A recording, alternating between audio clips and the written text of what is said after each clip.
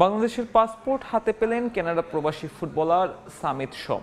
তাতে আরও এক ধাপ এগিয়ে গেল এই ফুটবলারের লাল সবুজ জার্সি গায়ে খেলার সম্ভাবনা। এর আগে গেল 1 মে কানাডা সকার অ্যাসোসিয়েশনের ছাড়পত্র পেয়েছিলেন সামিত।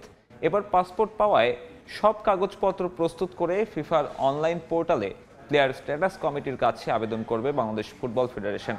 সেখান থেকে ছাড়পত্র পেলে সামিতের বাংলাদেশের হয়ে খেলতে থাকবে না কোনো ধরনের বাধা। 27 বছর বয়সী এই মিডফিল্ডার 2020 সালে কানাডা জাতীয় দলের হয়ে খেলেছেন 2টি ম্যাচ। এরপর দীর্ঘদিন আন্তর্জাতিক খেলার বাইরে চলে যান তিনি। সম্প্রতি বাংলাদেশের হয়ে খেলার আগ্রহ প্রকাশ করলে তাকে দলে ফেরানোর কার্যক্রম শুরু করে বাফুফে। আজকে সকালেই অ্যারাউন্ড 10 o'clock আমাদের DIP department of immigration and passport থেকে আমাকে কনফার্ম করেছেন যে ওনার পাসপোর্টটা রেডি এবং ওনারা এখন ওটাকে টরন্টো পাঠিয়ে দিবে।